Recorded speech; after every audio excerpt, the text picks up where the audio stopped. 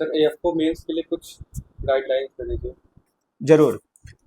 काफ़ी दिनों से आप बच्चों का मैसेज आ रहा था, IBPS AFO प्रीलिम्स के बाद मेंस फेज की प्रिपरेशन कर रहे हैं।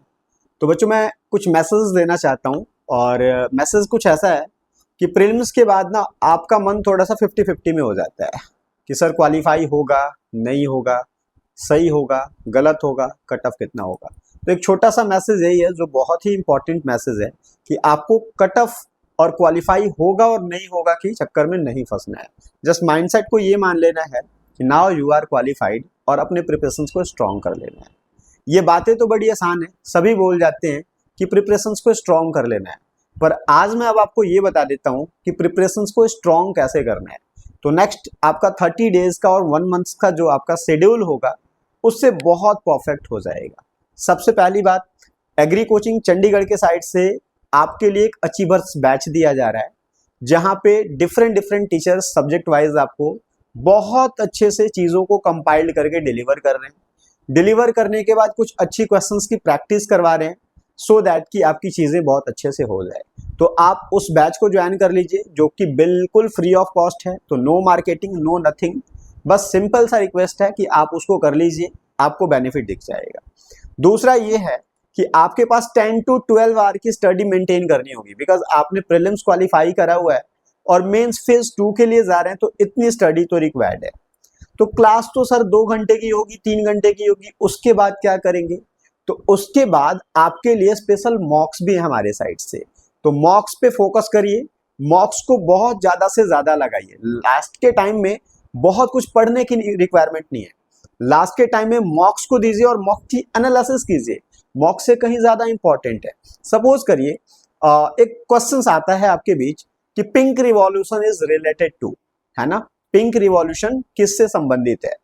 आपके पास 4 ऑप्शन है ना, आपके पास मीट का है, पोटैटो का है ना, ऑयल सीड का है, इटीसी वॉटेवर, है ना, जैसे कुछ भी रहेगा, अनियन का है, ये सारा कुछ रहेगा। आंसर्स आपने एक फाइंड कर लिया, पर उसके बाद आपको डिस्क्रिप्शंस देखने हैं। डिस्क्रिप्शंस में ये देखना है कि रेड वाला कौन सा होगा, राउंड वाला कौन सा होगा, सिल्वर वाला कौन सा होगा।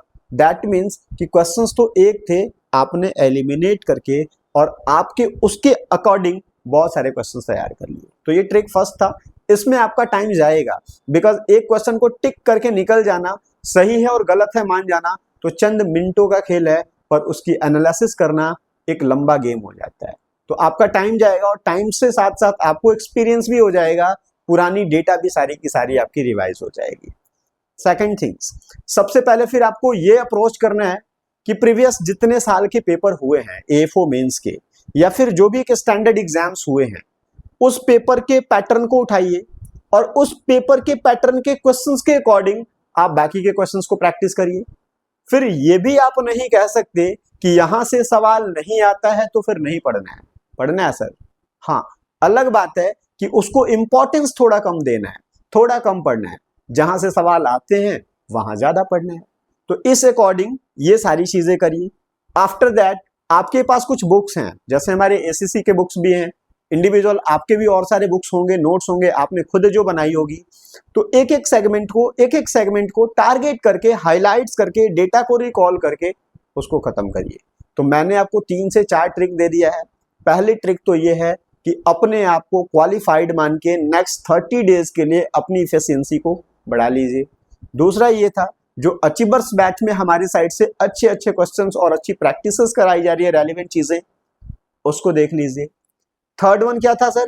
थर्ड वन ये था कि आप मॉक्स ज्यादा से ज्यादा लगाइए, बिकॉज लास्ट के टाइम में पढ़ने से ज्यादा इंपॉर्टेंट है क्वेश्चंस को अप्रोच करना, एज वेल एज वहां से एक्सपीरियंस करना, फील करना, और उसके बाद उसकी एक डिटेल्ड एनालिसिस करना। दैट मीन्स कि एक क्वेश्चन वो था और उससे रिलेटेड सारी चीजों को पढ़ लेना।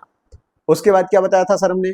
उसके बाद हमने ये कहा था कि अगर आपके जो नोट्स बुक हो या फिर आप किसी बुक्स को फॉलो कर रहे हैं, ACC की बुक्स को फॉलो किए हुए हैं, तो एक एक सेगमेंट को हाईलाइट करते जाइए और पढ़ते जाइए।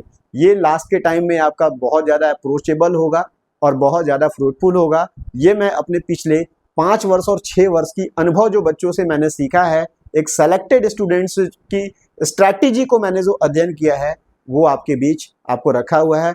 अच्छा लगे तो आप आगे प्रोसीड करिएगा। अदरवाइज कहीं कोई दिक्कतें आए, कहीं कोई समस्या आए, तो एग्री कोचिंग प्रयागराज हमेशा से आप विद्यार्थियों के साथ रहा है और रहेगा भी। कमेंट सेक्शंस में लिख दीजिएगा, आपको यथासंभव रिप्लाई मिल जाएगा। Thank you.